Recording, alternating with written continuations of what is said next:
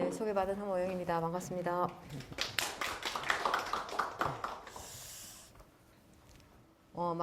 마스크를 좀 벗고 해도 되겠죠. 네, 그 그랜드 가야라고 했는데 생뚱하게 오광대라는 것을 얘기해서 영 엉뚱하다 생각할 수도 있지만 아까 우리 그 선생님 부총장님께 죄송합니다. 용서하십시오. 부총장님께서 말씀하신 것처럼 전체적인 문화적인 흐름이라고 생각하시고 함께 보시면 좋을 것 같습니다.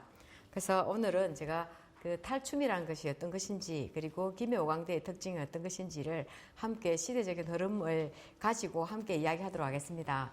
그래서 전체적으로 탈춤의 역사에 대해서도 말씀을 드리실 것이고요. 그리고 탈춤이 신석기 시대부터 시작되었지만 우리가 흔히 알고 있는 이 탈춤들은 한말 식민지기에 성행하게 됩니다.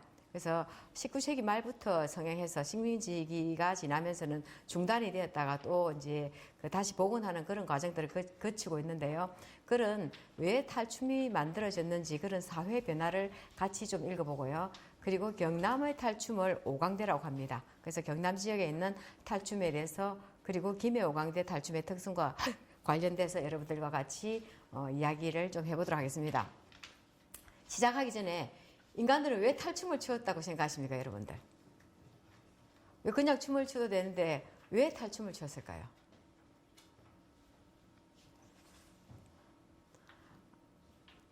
원래 물어보면 답을 잘 안 하더라고요. 마음속으로 하는데 틀릴까 걱정도 하시고 그런데 왜 인간은 탈춤을 추었을까 생각하면요. 아마 이 탈이라는 것을 다양한 형태로 만들기도 합니다. 그래서 아마 신비로운 모습을 보이기도 하고요. 그리고 벽사를 그런 그 얼굴 형상을 통해서 삿된 것을 몰아내는 그 역할도 하고 또 특히나 요즘에 탈춤이 조선시대 말에서 출 때는 양반들에 대해서 비판을 하다 보니까 얼굴을 그대로 드러내고 비판을 하게 되면 다음에 그 후환이 있지 않습니까? 그런 후환을 없애주는 것도 있고요. 그리고 그 신석기 시대 같은 경우에 수렵 생활을 할 때 탈을 쓰고 무서운 모습을 해서 그 짐승을 이렇게 잡아먹고 이렇게 할 때 필요했다고 한답니다. 그리고 아마 여러분들이 가야를 가지고 포럼을 하시니까 고대사에서 잘 모르는 건 다 주술적 용도였다 했지 않습니까? 그 아마 탈도 그런 주술적인 용도가 있었으리라 생각합니다. 그런 여러 가지 생각을 가지고 오늘 이야기를 하겠습니다. 그래서 탈춤이라는 것은 우리 최상수 선생님께서 하시는 말씀이 탈을 쓰고 탈난 것을 잡아서 노는 춤이라고 한답니다. 그래서 어디 안 좋을 때도 탈 났다 하지 않습니까? 배탈이 났다 이러면서 그 배탈 나서 병원 가고 하는 것처럼 탈이 나는 것입니다. 우리한테 탈이라는 것은 정상이 아니라는 겁니다. 뭔가 고장이 나고 문제가 생겼다는 겁니다. 그런 문제가 생겼을 때 그것을 가지고 탈이라는 걸 쓴답니다. 그 가면을 쓰고 추는 춤을 탈춤이라고 합니다. 그래서 탈을 없애는 거, 비정상적인 것을 정상으로 만들기 위한 것이 탈춤이라고 하시면 되겠습니다. 그래서 시대상을 담고 있는 거겠죠. 그 시대적으로 분명히 비정상적인 문제들이 있다는 거죠. 그래서 이것을 탈춤을 추면서 정상화시켜 보겠다는 그런 선민들의 의지가 이 탈춤 속에서 담겨 있다고 보시면 되겠습니다. 그래서 인류에서 가장 보편적이고 그리고 일반적인 문화가 탈춤이라고 볼 수 있습니다. 그래서 누구나 우리가 지금 김해 오광대 탈을 이야기하지만 김해뿐만 아니라 전 세계적으로 탈춤이 있습니다. 그래서 안동에서 국제 탈춤 페스티벌을 하는데요. 지난 10월에 우리도 지난달에가 갔다 왔는데요. 이 전 세계적으로 탈들이 옵니다. 근데 언어와 지역을 초월하는 겁니다. 굳이 말을 하지 않더라도 가면을 쓰고 춤을 추면서 자기들이 하고자 하는 이야기들을 몸짓으로 나타내는 거죠. 그래서 언어가 필요 없고 지역이 필요 없고 그래서 누구에게나 언제 어디서나 할 수 있는 유비쿼터서적인 춤이라고 생각하면 되겠죠. 그렇죠? 그래서 아주 무언으로서 한계 가능하고요. 그 시대도 마찬가지입니다. 아주 고대에서부터 현대에 이르기까지 탈춤이 계속 지속적으로 이어져 왔습니다. 그래서 오랜 역사를 갖고 있는 게 달춤인데요. 밑에 사진에서 보시는 게 태국의 가면극이고요. 또 옆에는 싱가포르 가면극이고, 가면극을 아마 여러분들이 치면 엄청나게 많은 가면들이 있을 것이고, 우리나라도 세계 탈박물관 같은 곳이 많습니다. 가보시면 그 나라들마다 특징들을 가진 탈들을 보실 수 있습니다. 그래서 그것을 보면서 그 시대 사람들의 염원이라든지 그런 것들을 탈 속에서 읽을 수 있다는 거죠. 그래서 이 한국의 달은요, 가장 오래된 것이 영도의 동삼동 표충에서 발굴된 신석기 시대 달입니다. 지금으로부터 4,000년 전에 만들어진 것이라고 한답니다. 그래서 지금 얼굴, 저 크기는 한 10cm 정도의 크기입니다. 저기에 얼굴을 이렇게 눈, 코, 입을 뚫었는데요. 저걸 가지고, 아까 수렵 생활 할 때 썼다든지 그런 그 역할도 있고요. 또 우리가 그 흥수아이라고 고대에 그 구석기 시대 아이 있지 않습니까? 흥수아이의 무덤에서도 이렇게 꽃을 뿌려놨지 않습니까? 그런 것처럼 이 당시에도 아마 그럴 때 주술 용도로 쓸 수도 있었을 거고, 신석기 시대 사람들도 얼굴을 꾸미기도 하고 치장을 하기도 했지 않습니까? 그래서 아마 이 가면을 가지고 축제를 벌였을 수도 있을 것이고, 다양한 상상들을 할 수 있을 것입니다. 그걸 가지고 지금 우리가 이걸 가지고 무엇을 했다 이러고 하나로 딱 단정할 수는 없습니다. 그렇지만 그 시대 사람들도 그 자기들을 표현하기 위해서 가면의 힘을 빌어서 했다는 것을 이 신석기 시대 조개 그 가면을 보면서도 알 수 있습니다. 그리고 그 오래된 또 탈춤, 우리나라에서 지금 기록으로 남아있는 오래된 탈춤이 처용무입니다. 신라 그 흥강왕 때 그 처용이 동해 용왕의 아들이지 않습니까? 여러분들 잘 아시다시피 동해 용왕의 아들인 처용이 나갔다가 집에 들어오니까 예쁜 자기 아내가 있었는데요. 아내가 방에 분명히 신이 두 클리만 두 개만 있어야 되는데 네 짝이 있더라는 거죠. 그래서 처용이 괘씸다고 바로 쳐들어가지 않고 바깥에서 춤을 추고 노래를 불렀지 않습니까? 그러니까 분명히 두 개는 아는데 두 개는 누구 건지 모르겠다고 이렇게 춤을 추니까 역기였습니다. 그 역기가 감동을 해서 자기를 쳐도 오지 않고 처용이 바깥에서 춤을 추면서 우회적으로 이렇게 자기를 이렇게 이야기하는 겁니다. 그래서 처용이 다시는 이렇게 역기가 처용을 이렇게 다치 손상시키지 않겠다고 이렇게 맹세를 하는 거죠. 그래서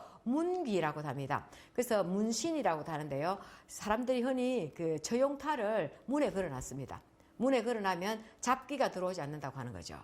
지금 우리가 현재 그 코로나 때문에 모든 일상들이 중단되기도 하고 변형되지 않았습니까? 그죠? 예전 사람들은 이런 잡기가 들어왔을 때, 역병이 들어왔을 때도 이런 탈춤을 추는 겁니다.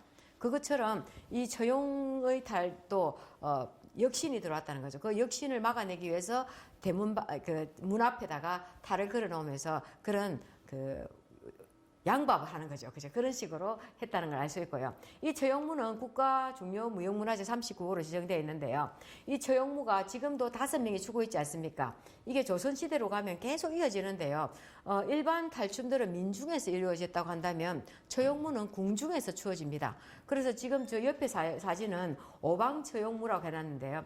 기사개첩인데 숙종이 60이 되던 해에 59살 때 기로연이라는 걸 베풉니다. 그래서 기로연을 60이 된 신하들을 모셔놨고 기로연을 하면서 이때 그 처용무를 부르는데 그때 오방처용무로 해서 이름 다 오방으로 이렇게 바뀌는 거죠. 그래서 지금도 물론 5개지만 이 처용탈에는 또 처용은 머리 위에다가 모란꽃을 붙였고요. 그리고 복숭아 나무가지를 꽂았습니다.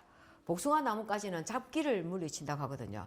이번에 정치적으로 안 됐지만 대통령 취임할 때도 이렇게 복숭아 가지 들고 갔다고 이 얘기도 있었던 것처럼 복숭아 가지가 나쁜 귀신들을 물리치 준다고 한답니다. 그래서 처용의 머리에도 복숭아 가지를 달았고요. 그리고 모란꽃은 부귀영화를 상징한답니다. 그런 하나에도 이 탈안개에도 아주 많은 의미를 담았다는 것을 볼 수 있습니다. 그래서 처용무는 지금도 문화재로 계속 추어지고 있죠. 궁중에서 추고 있습니다.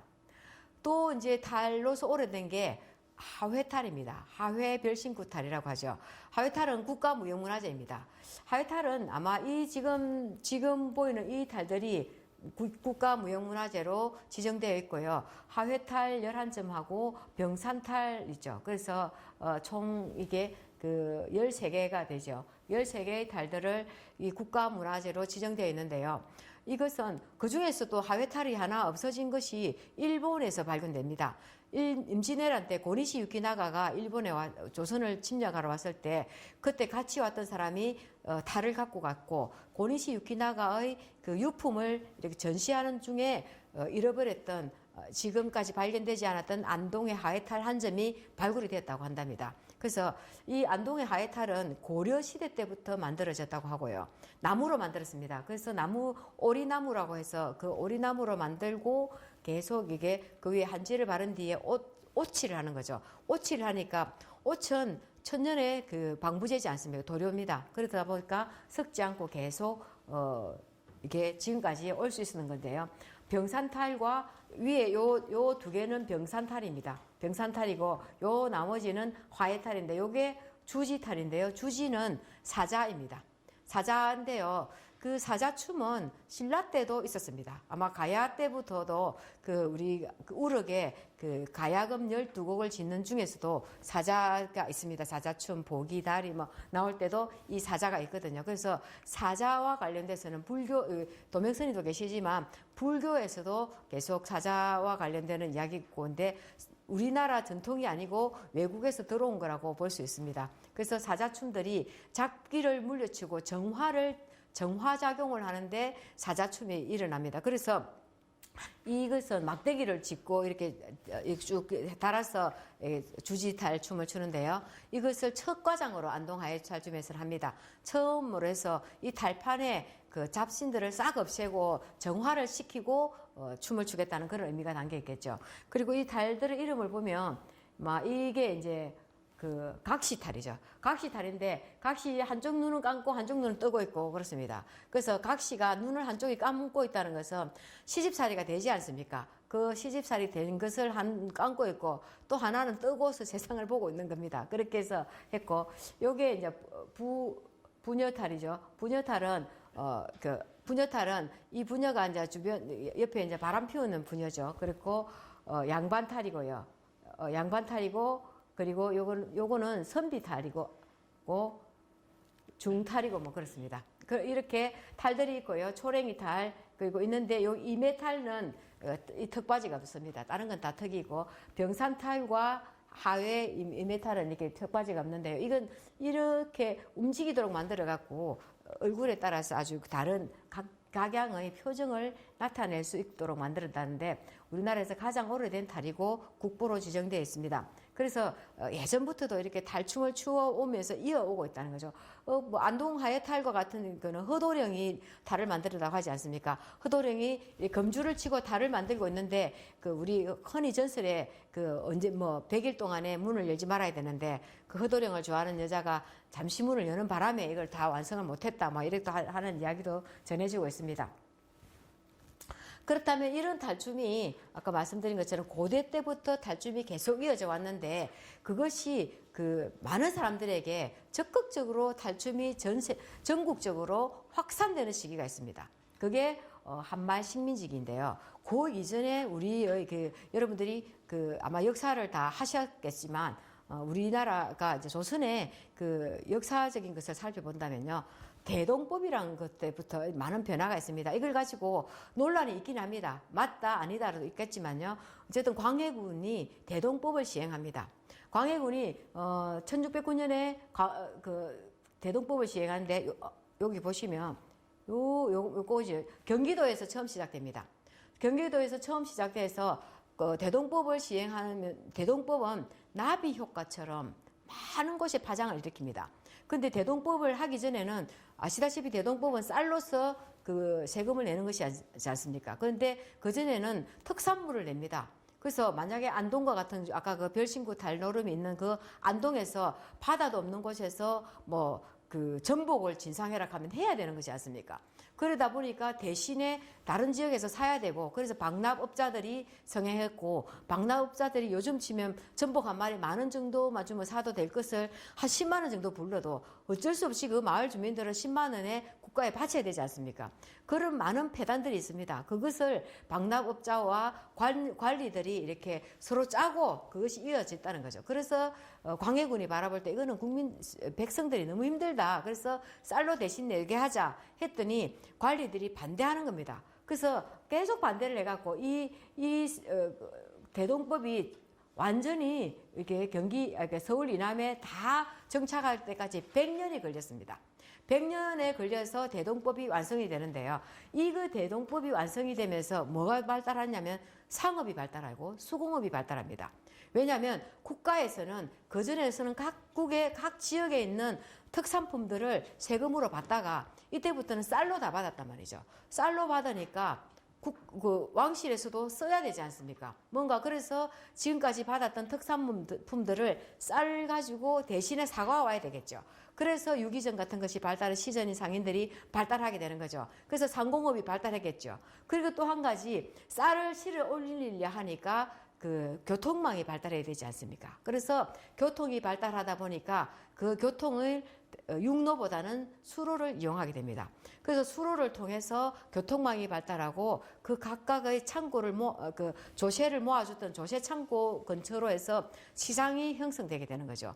그렇게 해서 발달하는데 또 쌀을 들고 뭘 사러 가려고 하기에는 부피가 너무 많지 않습니까? 그래서 부피를 줄이기 위해서 화폐가 발달합니다. 조선은 일본이나 중국에 비해서 화폐가 늦게 발달됩니다. 그래서 세종 임금님 때도 저화라고 해서 닭종이로 갖고 그 화폐가 만들어졌습니다. 그런데 사람들이 비온이고 젖어버리고 이거가 먹지 흉년이 드니까 이거 돈을 갖고 삶아도 먹을 수도 없고 이러니까 안 쓰는 겁니다. 그래서 화폐가 늦게 발달됐죠. 그래서 숙종조에 와서 상평통보가 통용됐다. 이게 아까 말 숙종 때 와서 대동법이 전부 다 완성이 되는 겁니다. 그렇게 사회적으로 연결되어 갑니다. 그래서 화폐가 발달되고 상업이 발달되다 보니까 장사를 통해서 부자들이 만들어지는 겁니다. 지금까지는 양반 중심으로 이루어지고 있다가 상업으로 부를 축적한 사람들이 늘어나는 거죠. 그래서 양반 중심의 사회 질서가 와해되는 겁니다. 그래서 이 흔들리는 거죠. 사회가 흔들리게 됩니다. 그러면서 점점 장씨를 발달하면서 정보가 오고 가겠죠. 그러면서 뭐가 생기냐면 밀란이 일어납니다. 그래서 19세기는 밀란의 시대라고 합니다. 그래서 1812년에 홍경래의 난이 먼저 일어나죠. 홍경래의 난은 청북지방, 청천강 이북지역입니다. 청천강 이북지역의 사람들에 대해서 국가에서 관리를 해도 청료직에 배치도 하지 않고 이러다 보니까 그 청북 지방 사람들이 그 난을 일으키죠. 이 홍경래의 난을 이후로 50년 있다가 진주밀란이 일어나죠. 진주밀란이 일어나고부터 계속 우리나라 전국적으로 조선에 밀란들이 일어납니다. 밀란들이 일어나고 급기야 1894년에 동학난이 일어나게 되죠. 이렇게 해서 계속 밀란이 일어나면서 이때 사람들이 개인의 욕망이 분출된다고 합니다. 왜냐하면 지금까지는 자기의 욕망을 나타낼 수가 없었습니다. 그런데 상업적으로 사회가 발달하고 자기를 드러내는 시기가 나오는 거죠. 그래서 왕후장상의 시가 따로 있느냐는 말도 나올 정도로 이렇게 계속 사람들이 자기를 드러내는 시기가 이때입니다. 그러면서 자기를 드러내면서 나타난 것이 판소리이고 탈춤입니다. 그래서 탈춤이 발달하고요. 그리고 아까 얘기했죠. 자기를 그냥 드러내서 곤란하니까 탈을 쓰고 춤을 추면서 사회를 비판하게 되는 거죠. 탈춤이 나타나고 판소리가 나타난 겁니다. 신재효 선생을 비롯해서 판소리가 고창에서 이렇게 막 일어나타지만 판소리가 이때부터 성행하게 되고요. 그리고 관우신앙이 등장합니다. 관우는 여러분들이 알다시피 그 삼국지 중에 유비관우 장비 있지 않습니까? 그 관우는 무장이었습니다. 그래서 주로 무를 상징하는 그러셔서 처음에 명나라 때 우리가 선조 임금 때 임진왜란이 일어나고 명나라 진린 장군이 오면서 아파서 동묘에 있습니다. 서울에 들어온 거죠. 한양에 오면서 관우 신앙을 모시게 되죠. 그러면서 국가 차원에서 관우를 모셨다가 민간인들은 주로 관우를 별로 모시지 않았습니다. 그런데 이때가 되면은 관우 신앙을 받아들이는데요. 관우가 재리에 밝았답니다. 그래서 상업의 신이라고 하는 거죠. 돈을 버는데 관우가 필요하게 되면서 관우 신앙이 발달하는 시기가 또 이 시기입니다. 또 노름이 발달하고요. 잡기들이 발달하게 됩니다. 그리고 남색이 발달하게 되는데요. 남색이 딱 철종 때부터 고종 고 시기까지 우리 조선에 남색이 발달하게 되는데요. 일본에서는 여러분들이 춘하를 많이 보셨을 겁니다. 일본은 춘하가 발달한 것처럼 남색이 아주 발달했는데요. 그 남색은 우리도 판소리가 발달되면서 뭐냐면 동창이라고 들어보셨을 겁니다. 어린 아이들, 우리 왜 여러분들 잘 모르겠지만 나이 조금 드신 분들 이번에 왜 TV조선에서 그 트로트 뭐 했지 않습니까? 거기에 그 정동원이가 그 하동의 정동원이가 미색이었습니다. 소리가 아직까지 그 변성기가 오지 않은 예쁜 소리 있지 않습니까? 그 소리 가지고 판소리 하는 사람들이 소리하는 사람들이 그런 미색을 좋아한 겁니다. 그래서 동창들을 불러놓고 소리를 시키고 돈을 더 많이 주고 했단 말입니다. 그것처럼 이 어린 남자 아이들을 데리고 이게 성금적인 것을 즐기는 게 남색입니다. 그런데 일본에서는요, 절에서 또 스님들이 남색을 이렇게 즐기기도 하고, 그리고 또 일반 남자들이 그걸 많이 즐겼다고 조선에서 사신으로 간 사람들이 계속 그런 얘기를 했었습니다. 그런데 이것이 조선에서 남색이 이게 성행을 하는 거죠. 그래서 철종 때부터 고종 때까지 남색이 발달했고 그것을 나중에 김오광대에서 볼 수 있습니다.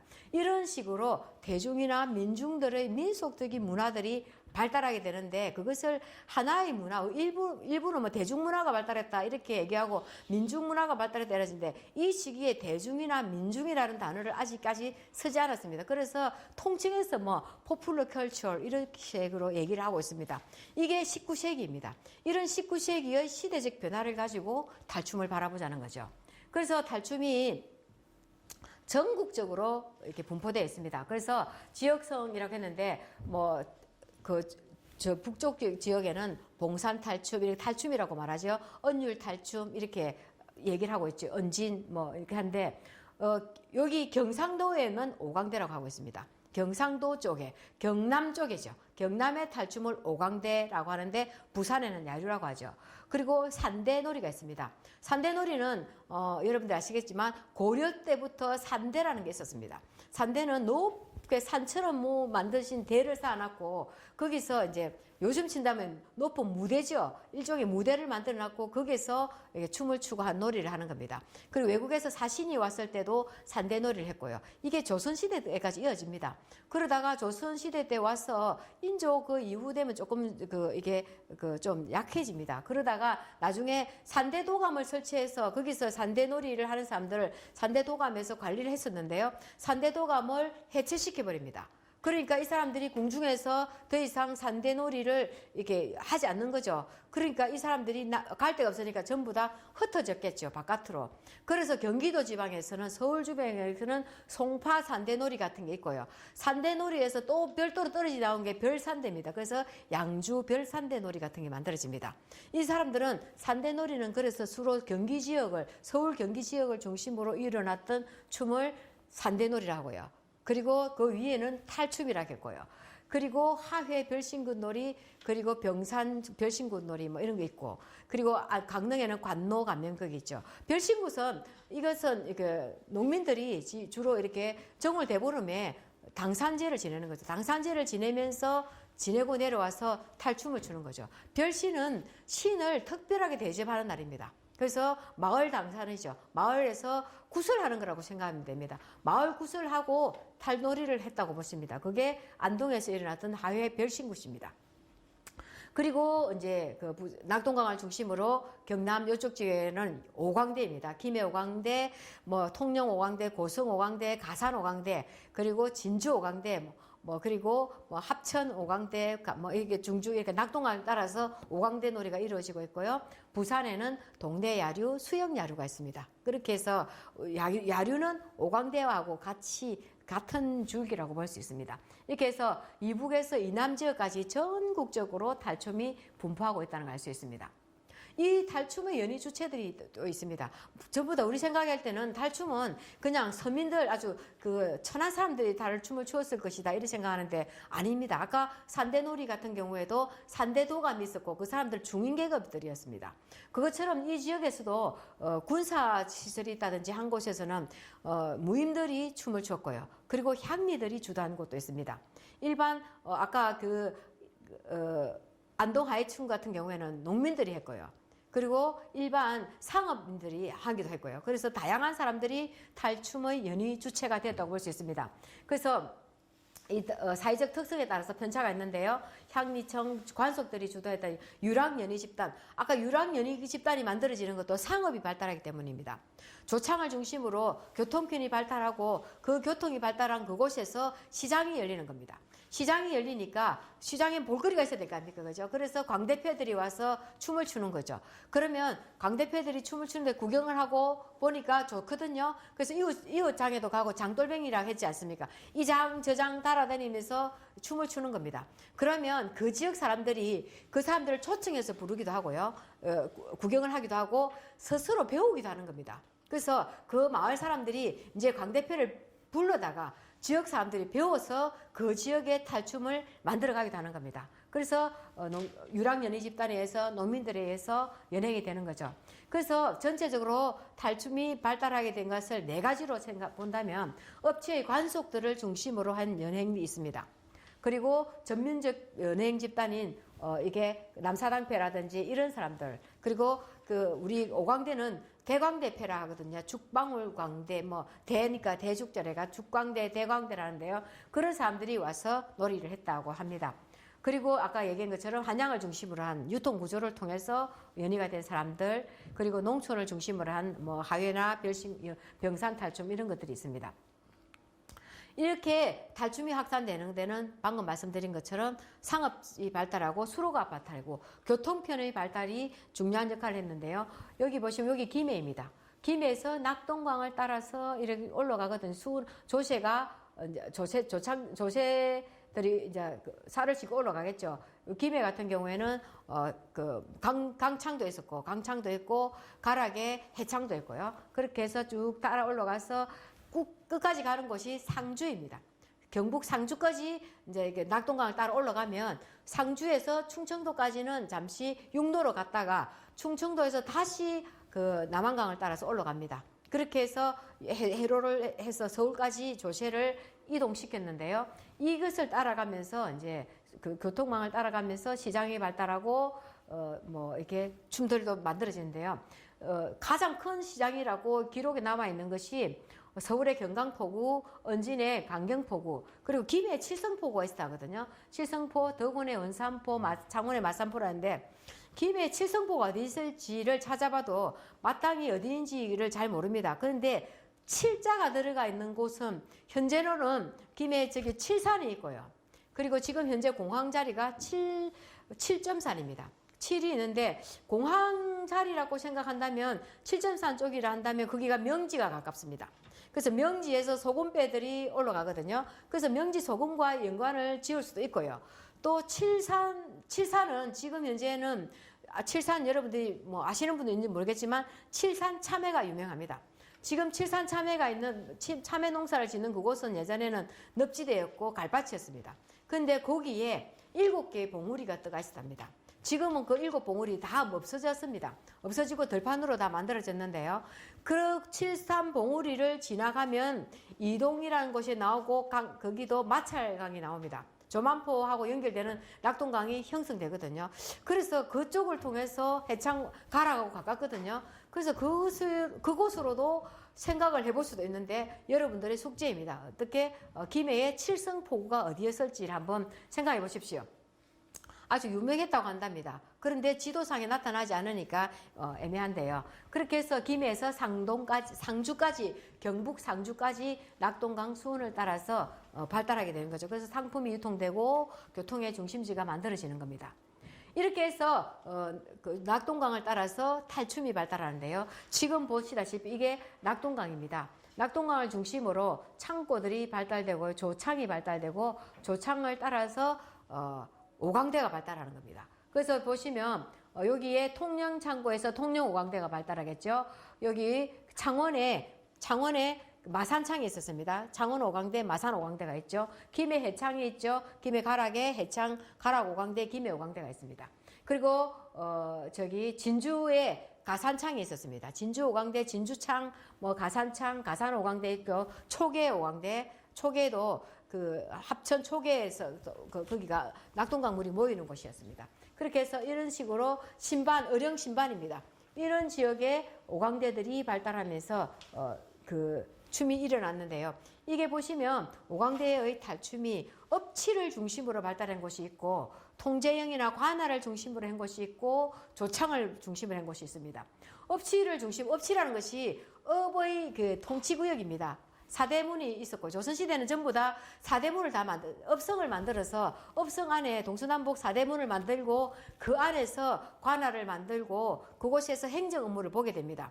그래서 그것이 행정 중심지고 김해의 경우에는 동상동, 서상동, 봉황동, 부원동 일부죠. 그래서 지금 현재 북문만 남아있지만 그 사대문 안에 있었던 그곳을 업치라는데요. 그 업치를 중심으로 발달한 것이 진주 오광대, 진주성을 중심으로 했고요. 동래야류입니다. 동래성을 중심으로 발달된 탈춤이 업치를 중심으로 한다면 통제형이나 관아 군사기구를 중심으로 발달한 것이 통영오광대입니다. 아시다시피 수군 통제형이 있었지 않습니까? 그래서 통제형에서 있었던 통영오광대였고요. 고성오광대, 원래 통제형이 사무실이 요즘 지금 사무를 봤던 그 관아가 고성에 있다가 통영으로 옮기거든요. 그래서 고성에서도 군사를 중심으로 발달합니다. 그리고 수영은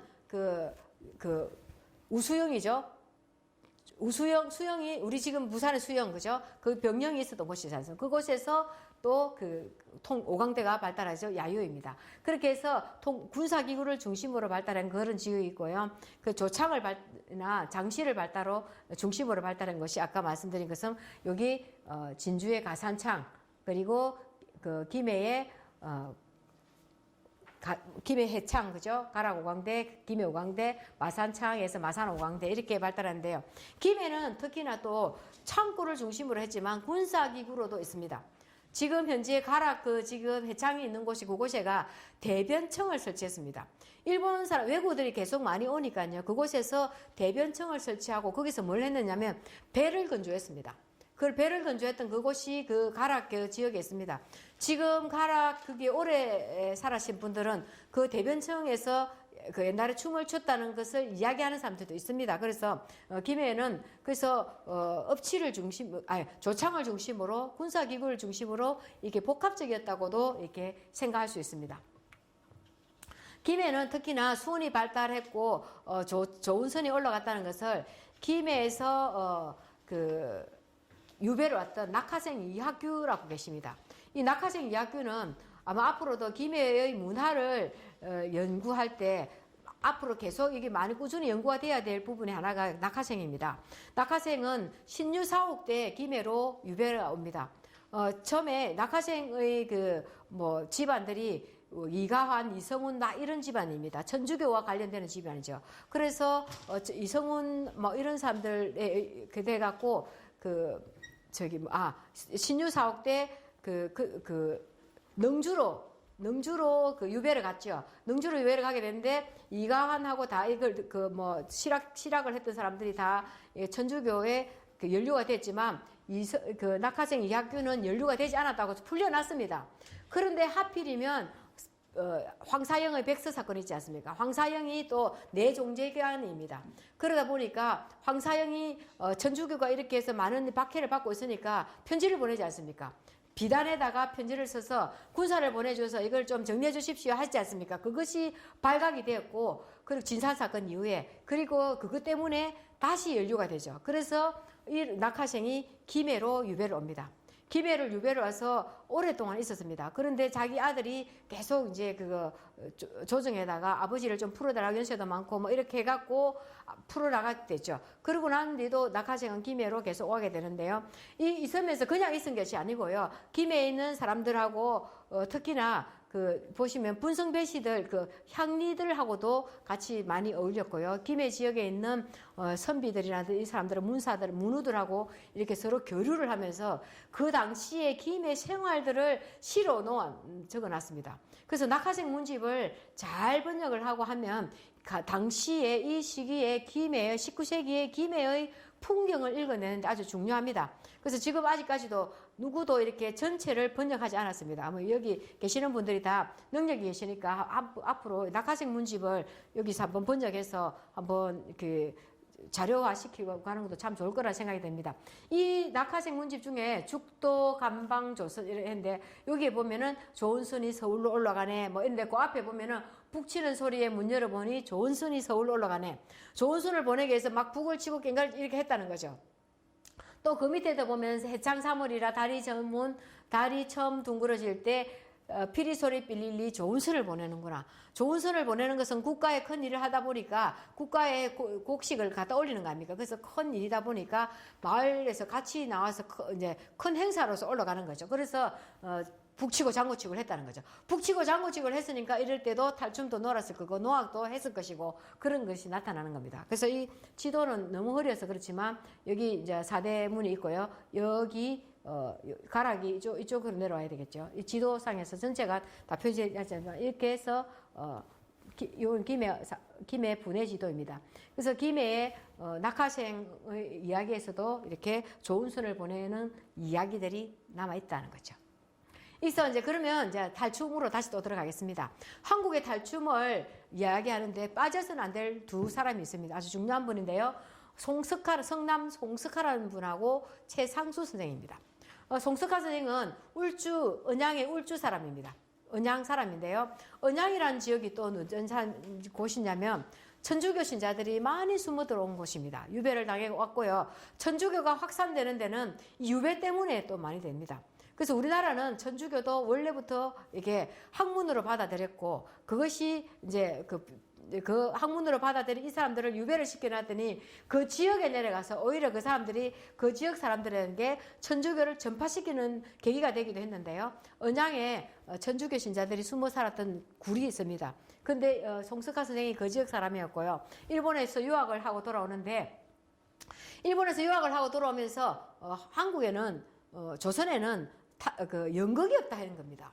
그래서 왜 연극이 없느냐 하고 찾아다니는 겁니다. 그래서 송석하 선생은 한국의 탈춤들을 찾아다니는 겁니다. 한국의 연극을 탈춤으로 받고 똑같이 유학을 돌아오면서 유치진 선생이 있습니다. 유치환, 유치진 있지 않습니까? 유치진은 연극을 하게 되는 겁니다. 그래서 서울에서 지금도 서울의 유치진 선생을 중심으로 연극 계보가 형성되는 겁니다.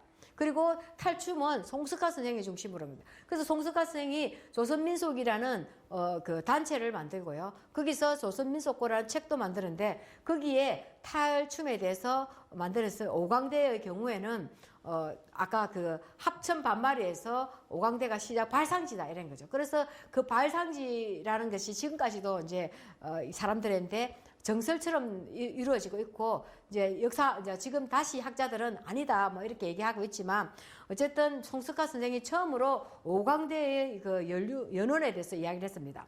그런데 감사하게도 이분이 1930년에 그 한국의 탈춤들을 조사하러 다니면서 이분이 가락에서 현지에서 사람들이 탈춤을 놀이하고 있는 탈을 수집하는 겁니다.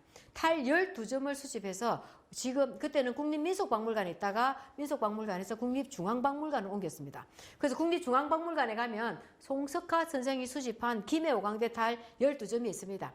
다른 지역 탈도 일부 있지만 김해 오광대 탈이 많죠. 그리고 또 한 분이 최상수 선생입니다. 똑같은 시기의 사람입니다. 최상수 선생은 동네 사람입니다. 동네 지역에 이 두 분 다 그 향미 집안입니다. 향미 집안이라고 볼 수 있는데요. 최상수 선생은 이분도 또 관심을 가지고 했던 게 뭐냐면 지역의 탈춤들을 만들어 갑니다. 그래서 나중에 한국의 민속학회를 만들었고 초대회장을 하셨던 분인데요. 이분이 감사하게도 또 그 김해 오광대의 대사를 모았습니다. 이분은 1960년대에 경상남 도지를 만들 때 그 오광대 야류를 집필했습니다. 그때 60년대는 부산도 경남에 들어있었거든요. 그래서 그 속에 수영야류, 동해야류, 부산진야류 다 들어있습니다. 그리고 김해 오광대부터 해서 쫙 오광대들의 탈의 모양들에서부터 어떤 소도구들이 있는지를 다 적었고요. 또 야류 감염극의 연구라는 본인의 책에 최상수 선생이 김해 오광대 대사를 남겨놓은 겁니다. 그래서 이 대사와 탈을 가지고 지금 현재 오광대를 만들어가고 있는 겁니다. 그래서 아주 이 두 분들은 전국적으로 김해만 한 게 아니고 전국에 다니면서 탈춤 민속 놀이들 뭐 이런 걸 다 조사를 하셨습니다. 그래서 특히나 송석화 선생 같은 경우에는 자료를 현장에서 자료를 모집하고 수집하고 또 전시하기 위해서 박물관을 민속 박물관을 만드는데 공헌을 하셨고, 그리고 또 이게 사전을 만드는데도 역할을 하죠. 조선민속이라는 책을 만들면서 그 민속 사전을 만드는 그 자료 제공을 하셨던 분이 됩니다. 그래서 아주 중요한 분들이라고 볼 수 있습니다. 그렇게 이제 모아진 걸 가지고 경남 탈춤을 이야기하는데요. 경남의 탈춤을 아까 말씀드린 것이 오광대라고 합니다. 오광대는요, 그 중에서도 경남에서 국가무형문화재가 3개 있는데요. 통영 오광대, 고성 오광대가 그 국가무형문화재 6호입니다. 국가무형문화재가 지정되는 것도요, 해방이 됐습니다. 해방이 되고 나는데 일본에 의해서 우리가 계속 이게 우리의 민속 문화들이 사라졌습니다. 다 못하게 했죠. 처음에 우리 그 3.1운동 이후에 그 문화정치를 하면서 민속놀이가 좀 일어났습니다. 그러다가 중일 정쟁을 일으키면서 민족문화 말살 정책을 하게 되죠. 그러면서 전부 다 금지를 시킵니다. 그러면서 농악이라든지 각종 탈춤, 판소리 이런 게 다 사라졌다가 해방이 되고 다시 부활을 하게 됐고요. 그리고 1950년대에 와서 한국민속예술축제를 하게 됐습니다. 그러면서 한국민속예술축제를 하면서 그곳에서 전국의 탈춤, 하회 탈춤이나 이런 것들이 문화재로 지정이 되게 되죠. 그런데 이제 지금도 민속예술축제는 합니다. 이번에 제63회가 있고요. 금년에 우리가 김해 농악이 또 대회를 나가게 되는데요. 이런 식으로 이 지역의 민속들을 발굴하는 거죠. 그리고 동네 야류, 수영 야류, 가산 오광대까지가 국가무형문화재입니다. 특히 가산 오광대의 경우에는 마을 주민들이 잃어버린 것을 서강대 대학생들이 가서 농활 활동을 합니다. 농활 활동을 하기 위해서 70년대에 가산으로 내려가서 그곳에서 그 텐트 치고 자고 하면서 마을 사람들하고 해서 부활을 시켰고 국가무형문화재까지 만들어간 게 가산 오광대입니다. 경상남도 무형문화재로 진주 오광대와 김해 오광대가 있습니다. 조금 늦게 지정이 되다 보니까 지역문화재로 남아있고요. 비지정 문화재로 합천 반마리 오광대, 합천 반마리가 그 송석화 선생은 탈춤의 그 발상지라고 합니다. 그런데 이곳이 낙동강 물이 모이는 곳입니다. 그러다 보니까 계속 범람이 일어나니까 그 낙동강 범람으로 인하여 남아있는 게 없는 겁니다. 다 쓸어가 버리고. 그래서 넘는데 이게 유일하게 남아있는 게 이 지역에 계속 범람을 하니까 활인대라는 대를 쌓았습니다.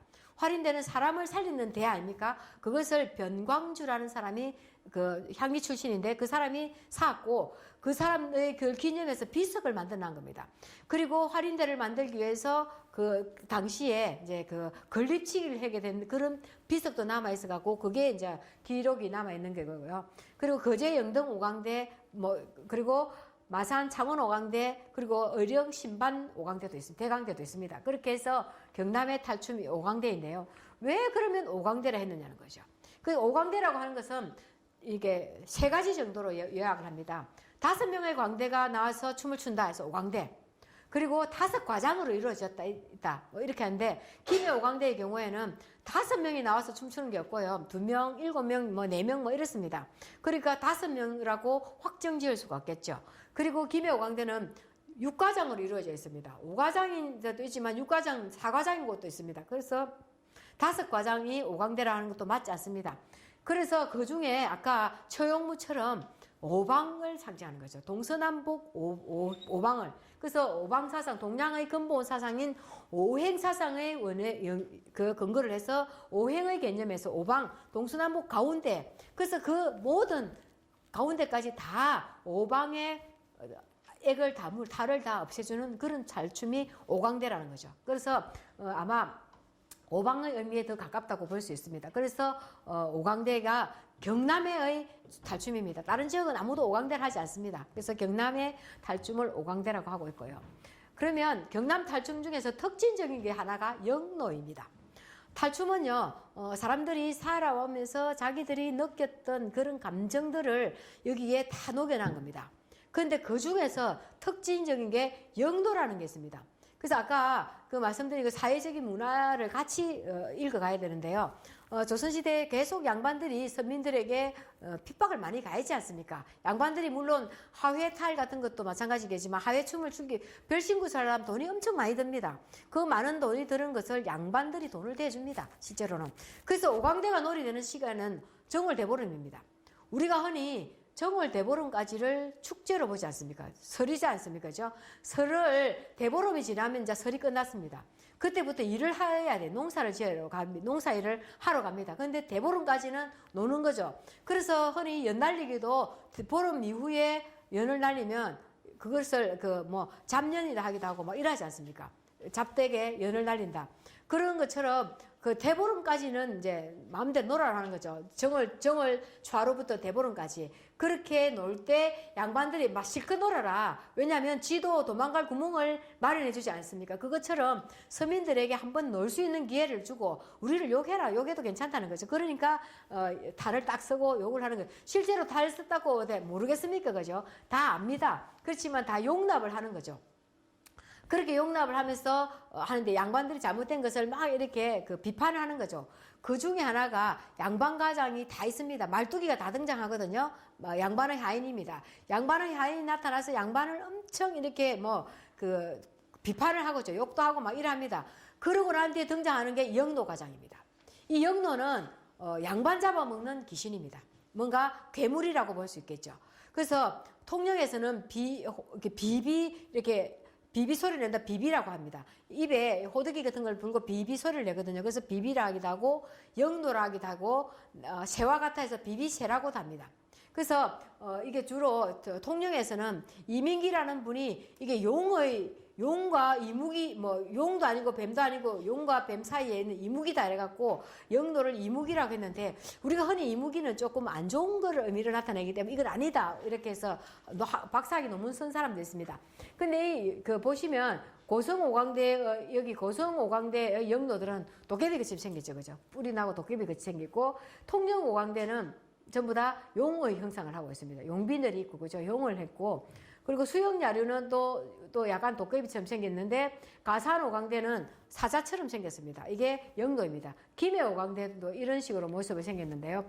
이게 영노가 김해오광대의 경우에는 양반에게 와서 뭐라 하냐면 대국 중국을 얘기하죠. 양반 99명 잡아먹고 조선의 양반 니 하나 남아있어서 니 잡아먹으러 왔다 이런 거죠.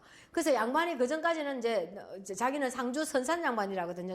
나는 상주 선산에서 왔다는데 그 선산하고도 연결시키는 게 아까 말씀하신 것처럼 드린 것처럼 이게 좋은 선이 상주까지 올라갑니다. 상주 그 밑에 선산이 있거든요. 그래서 선산과의 교류를 나타냅니다.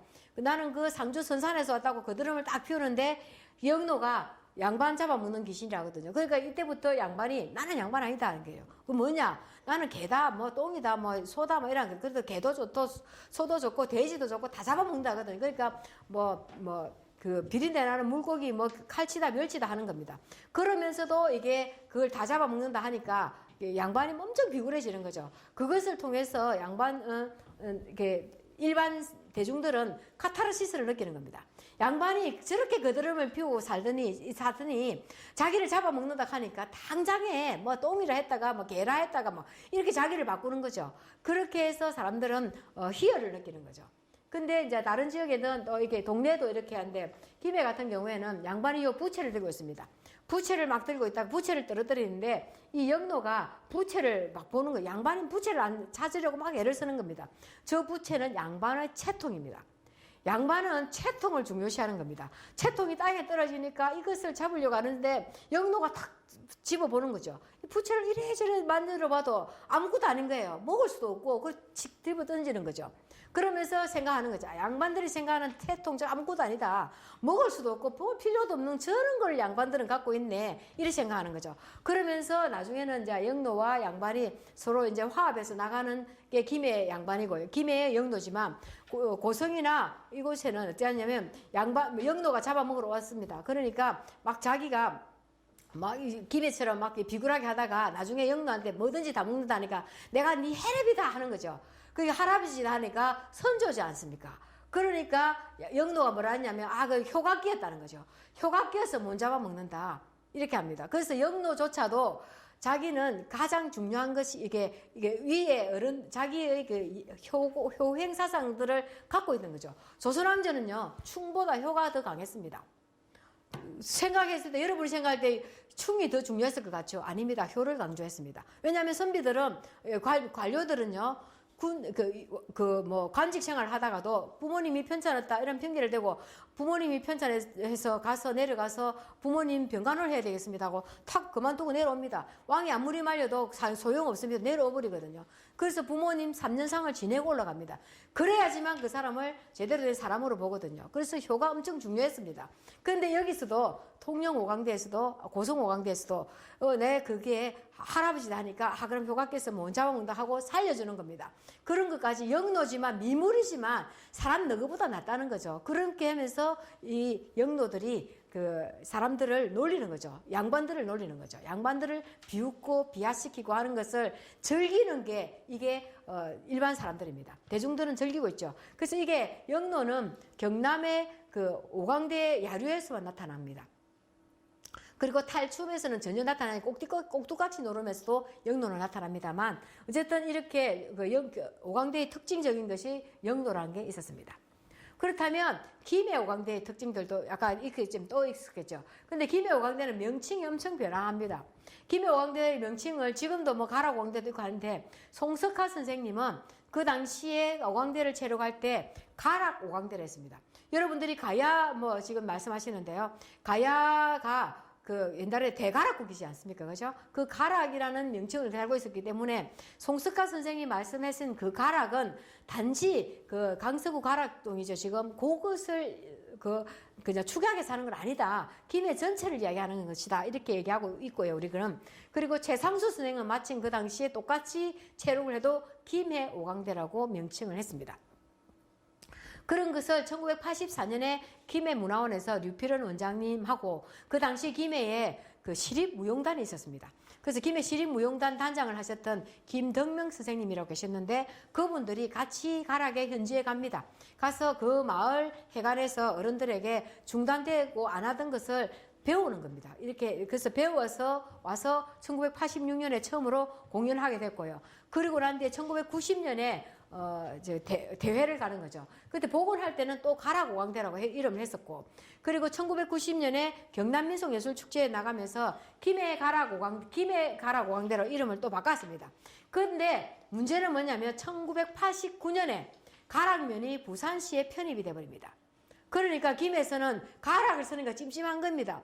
그래서 다시 1995년에 가서는 한국 경남민속예술축제에 나갈 때는 김해 오광대로 갑니다. 그래서 김해 오광대에 최우수상을 받았고 한국민속예술축제에 가서 또 장려상을 받아가 옵니다.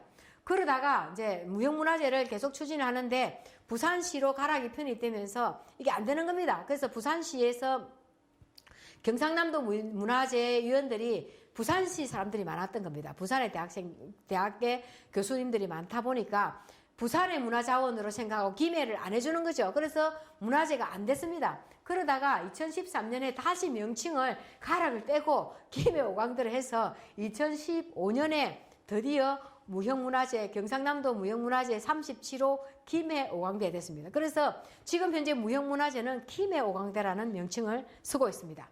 그런데도 지금도 김해 오광대, 가락 오광대, 김해 가락 오광대 다 혼용을 하고 있는데 지금 강서구에서는 가락 오광대를 하고 있고요. 경상남도 무형문화재인 김해에서는 김해 오광대입니다.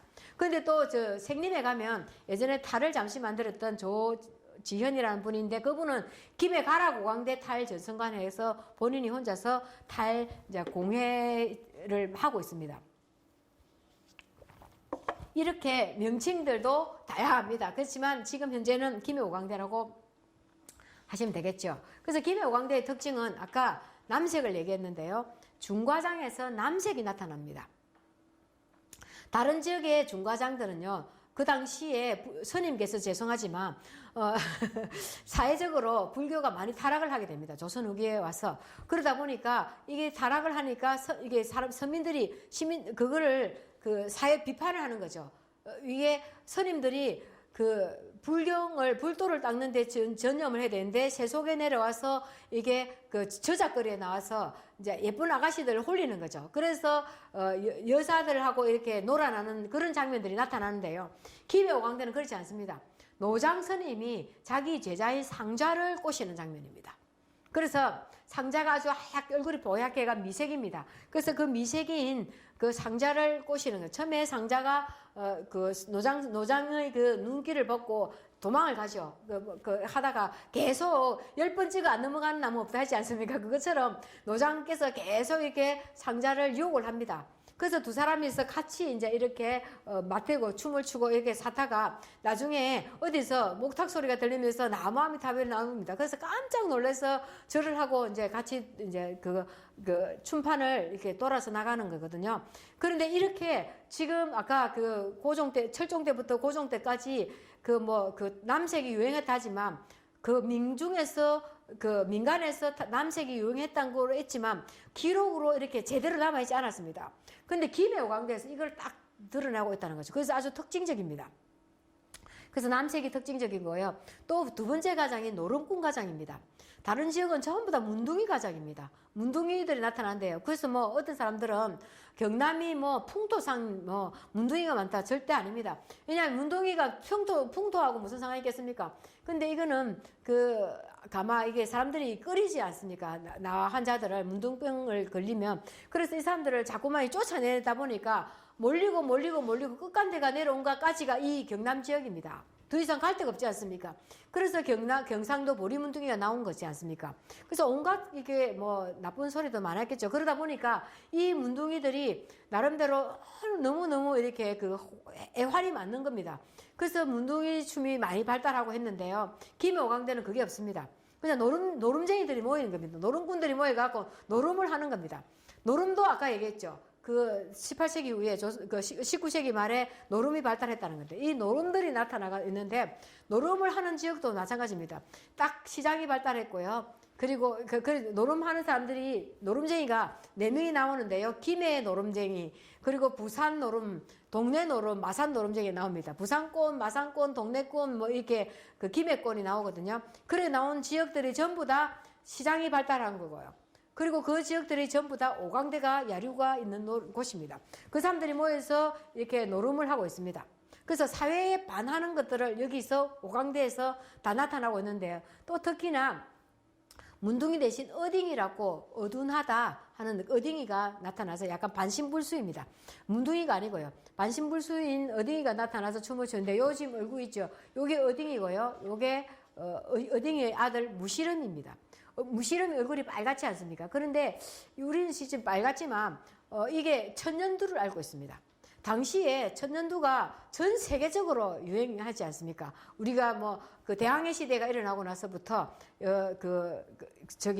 남미 대륙을 유럽에서 갔을 때 사람들보다 먼저 역병이 먼저 가고 천년두로 죽은 사람 엄청 많지 않습니까? 그것처럼 계속 천년두는 80년대까지 이 지구상에 남아 있었습니다. 지금은 완전히 없어졌지 않습니까? 6.25 전쟁 때도 많은 사람들이 천년두를 죽었다고 한답니다. 그래서 이 천년두를 사람들은 우리 천년두가 조선시대는 천년두 때문에 이제 바깥에 이제 그 사람들을 모아놨는 기관까지 만들어 놨었습니다. 근데 이 천년두를 이름을 손님이라 불렀습니다. 손님. 그래서 이 어딩이가 노름꾼의 판돈을 훔쳐서 도망을 가는데 돈을 어디서 나니까 아들 손님병 고치는데 다 서겁다고 하거든요. 그래서 아들이 천년두를 앓고 있고 그 천년두를 고치기 위해서 노름판에 돈을 들고 갔는데 요 아이가 들고 있는 게 강남 사명기입니까?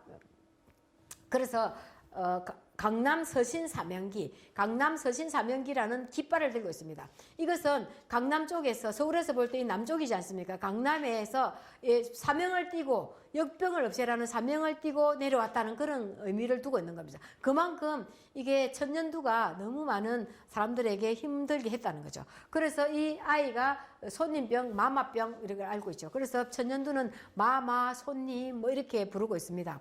그래서 그것을 이 판에서 탈춤해서 없애고자 하는 그런 열의들을 갖고 있었고요.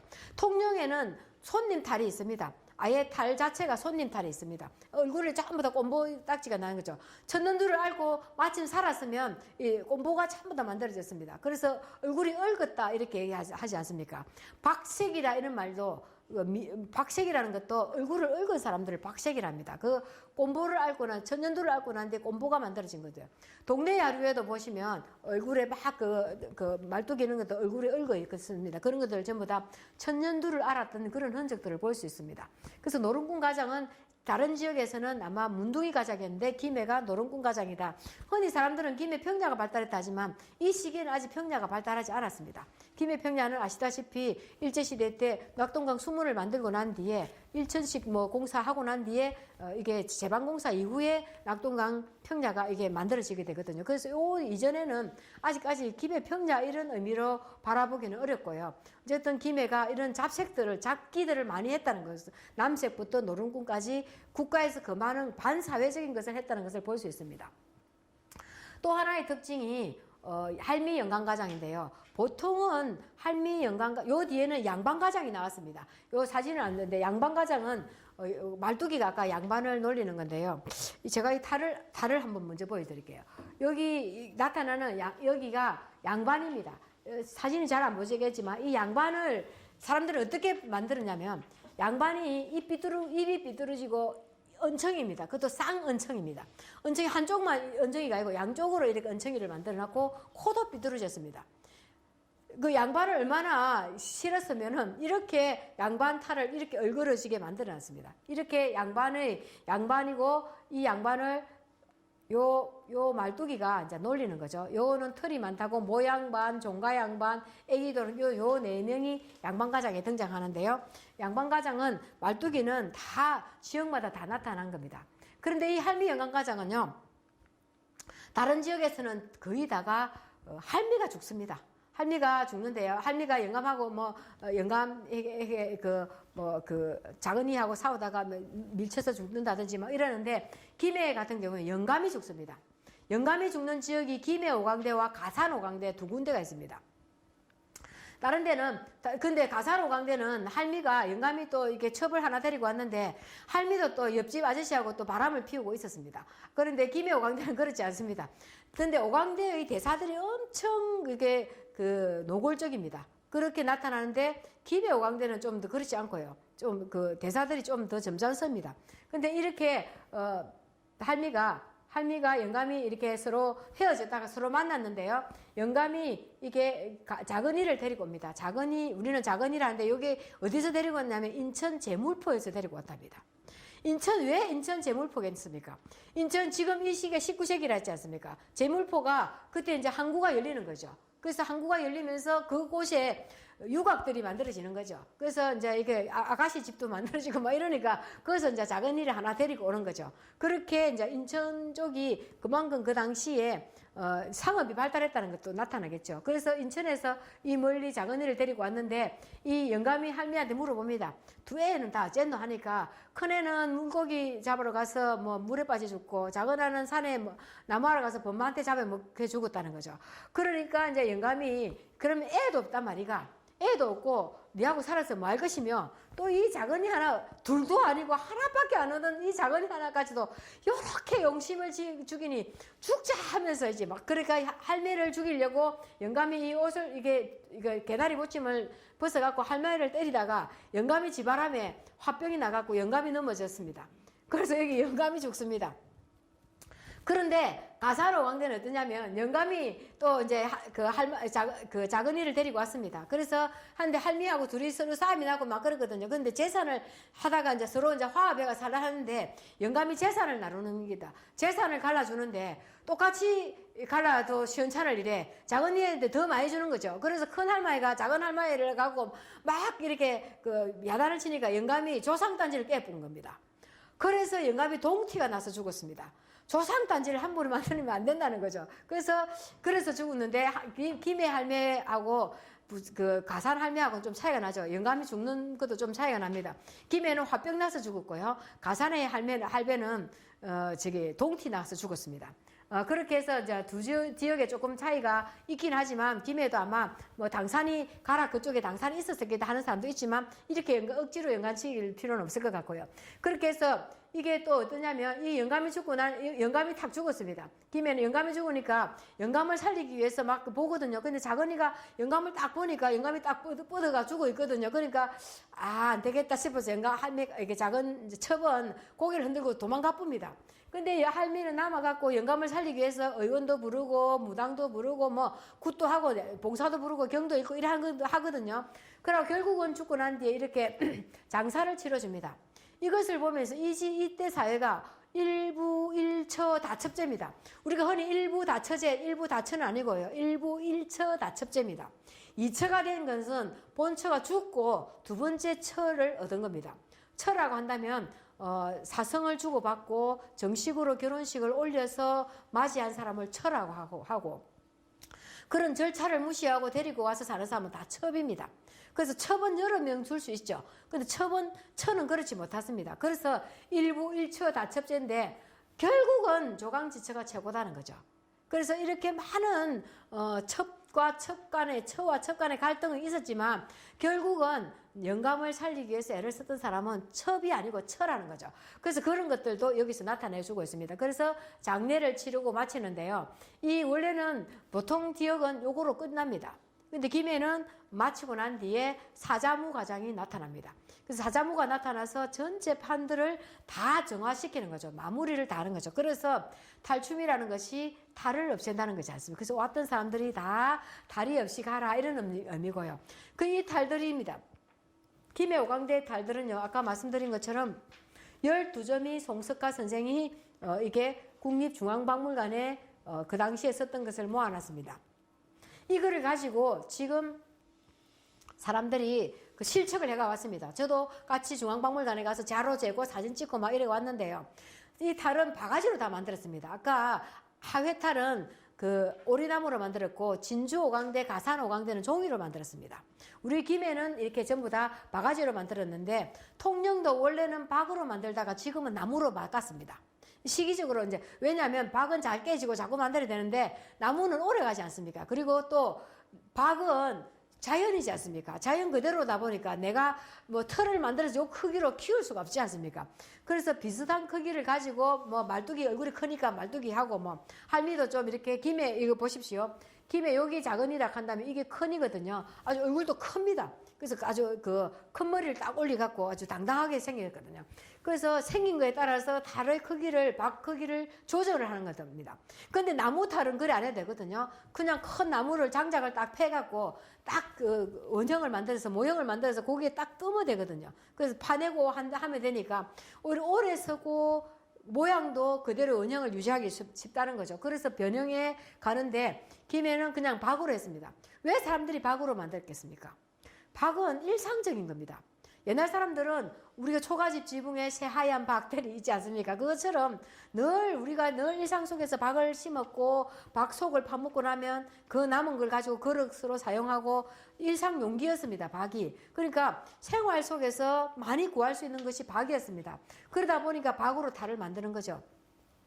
그래서 이렇게 박을 탈로 만들었는데요. 김해 오광대 탈 딱 색깔을 보시면 여기서도 다른 색깔들은 나타나지 않습니다. 하얗고 노랗고 빨갛고 파랗고 검었고 이런 것이 않습니까? 그래서 오방의 색깔들이 나타나는데요. 서민들은 양반들을 이거 이제 노장 스님이고 요는 상자 스님입니다. 하얀색 얼굴을 가지고 있는데 요 늙은 스님이라고 이렇게 새까맣게 칠해갖고 상자를 유혹했던 사람이고, 요는 노름꾼들입니다. 노름꾼들인데 보시면 눈도 정상적이지 않습니다. 아래 위로 째지고 이렇게 눈이 찌그러지고 막 올라가고 막 이렇게 눈도 만들어 놓고요. 전부 다 우리가 바라볼 때 평범한 얼굴로 만들어지는 건 없습니다. 그것은 그 사람들이 이 당시의 사람들의 시대를 바라보는 눈을 볼 때 세상이 다 이렇게 뭔가 찌그러져 있고 문제가 있다는 거죠. 그래서 탈들도 전부 다 이상하게 만들어 놨습니다. 그래서 정상적인 탈은 잘 없도록 만들었죠. 이렇게 해서 당시 사람들이 그 이런 김해오광대는 전체 20개 탈입니다.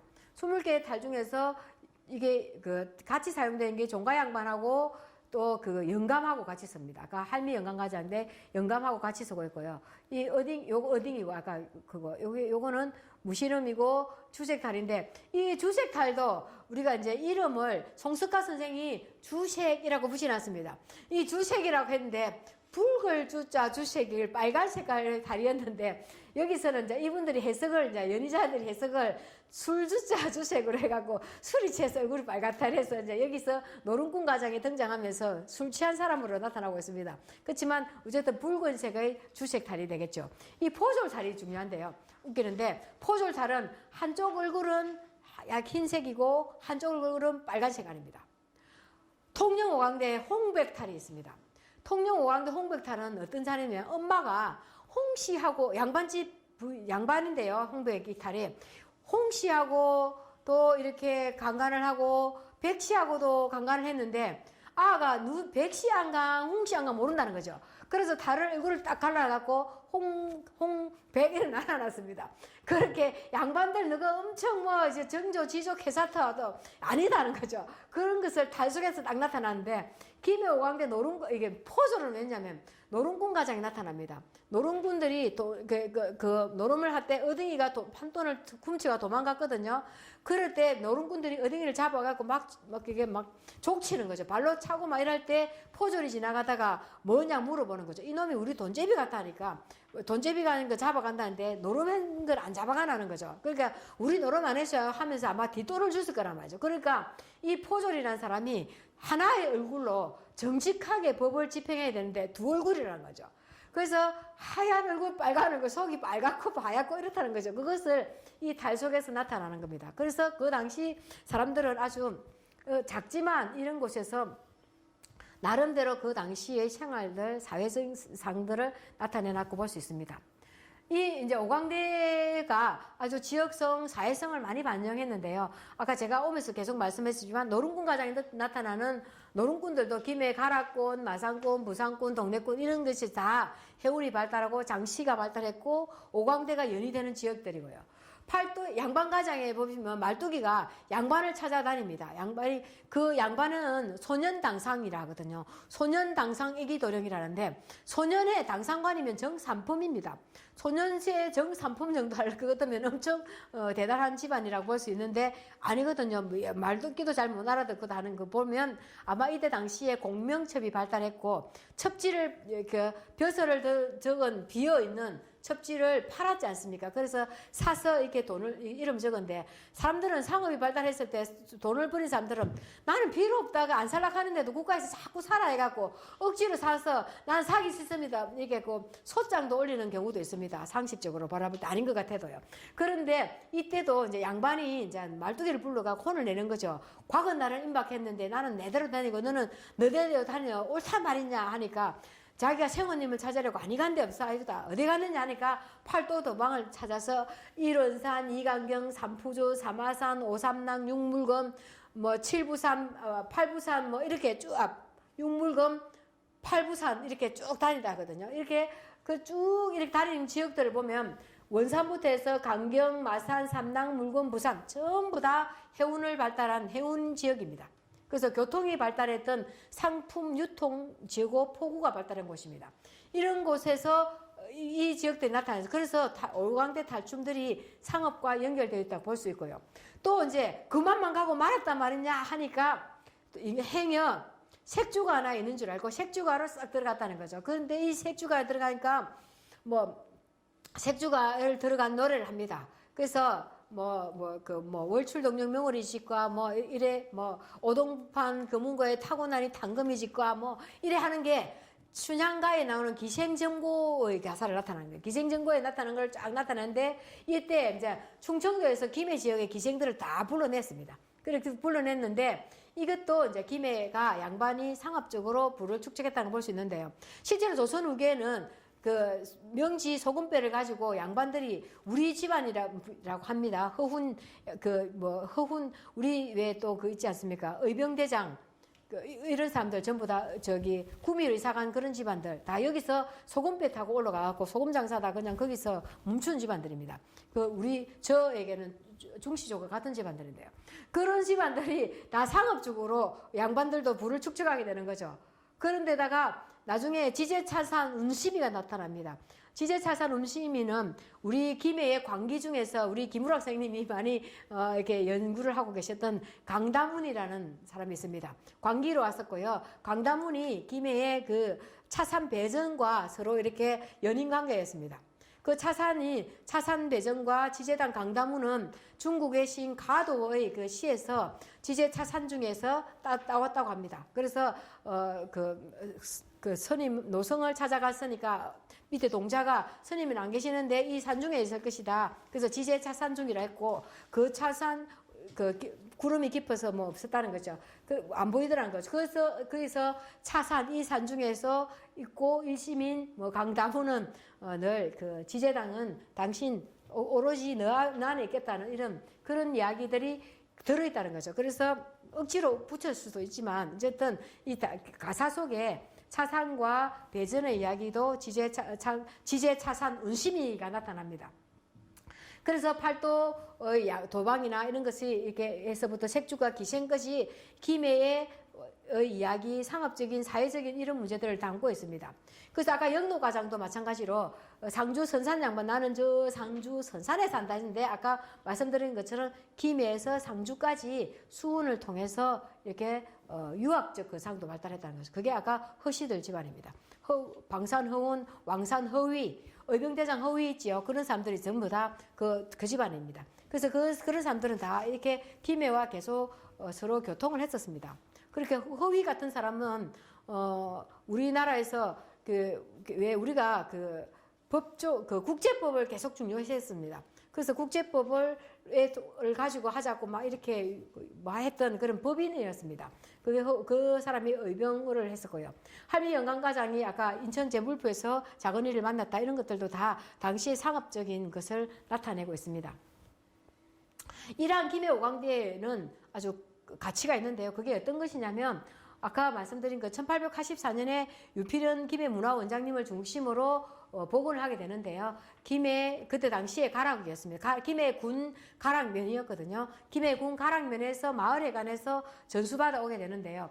그 현지인들에게 전수를 받았고 또 이제 아까 송석화 선생님이 수집했던 김해 오광대 탈 12점이 있었고 또 최상수 선생님이 수집했던 오광대 대사가 야류 가면극의 연구라는 책에 수록되어 있었습니다. 이렇게 삼박자가 맞추어져서 복원이 된 데는 잘 없습니다. 다 없고요. 진주 오광대에도 그냥 최또문준이라는 사람이 있었습니다. 그분이 옛날에 또문준이라는 사람이 그 둘째 아들이겠죠. 또 문준을 또 낳았다 이래갖고 했는데 그분이 오광대를 놀았습니다. 그래서 그거 놀았다는 그거 한 분 갖고 복원할 때 자기들이 더 늦게 했거든요. 김이 와서 실컷 배워갔지만 그 경상대에 있는 국문과 교수님들하고 이런 분들 딱 붙어갖고 이것을 만들어냈단 말이죠.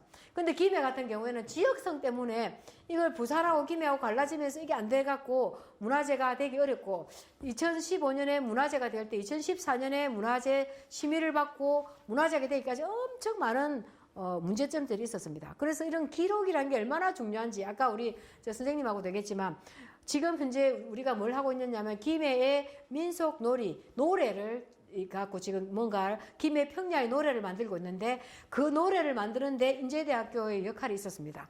그래서 우리 박재석 교수님을 중심으로 해서 인제대학교에서 그때 당시에 김해 지역에 이렇게 읍면을 찾아다니면서 노래를 채록했고 그걸 CD로 만들었고 그 중에 일부들을 가지고 지금 우리가 김해의 노래를 가지고 경기민요 이렇게 만들고 있거든요. 보리타장 노래, 모신기 노래 이런 거 하고 있는데 아직도 이제 자료가 부족해서 안 그래도 오늘 마침 CD가 있다 해서 부탁하고 가는 중입니다. 그걸 가지고 또 다시 만들어 가야 되는데요. 이렇게 기록으로 남겨놓았으면 누가 이의를 제기 안 하는데 카드라 통신은 문제가 되는 겁니다. 그래서 늘 기록이 중요합니다.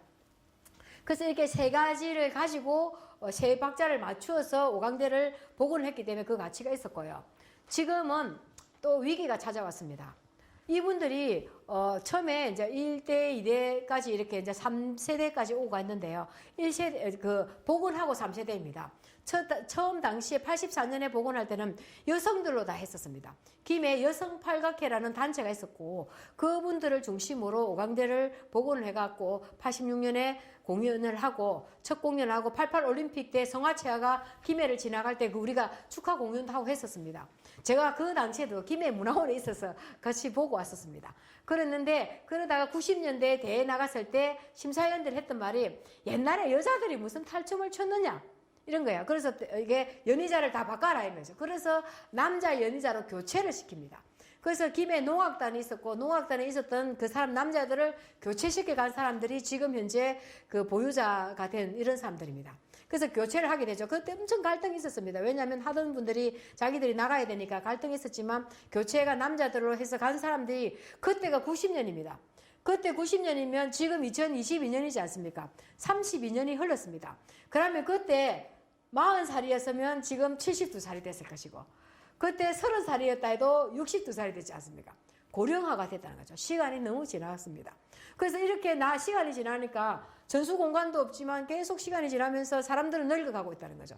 그래서 무형문화재가 서로 이렇게 이게 같이 젊은 사람들이 찾아 올라줘야 되는데 한때는 인제대학교에서 탈춤반이 있어갖고 이게 배운 사람들도 있었습니다. 그런데 지금은 없어졌죠. 70년대, 80년대까지는 전국 대학생들이 탈춤을 많이 했었습니다. 그런데 요새는 대학생들도 공부하고 취직하기 바빠갖고 탈춤 동아리 이런 것도 없어졌지요. 그래서 안 하고 있는데 문화적인 것도 중요합니다.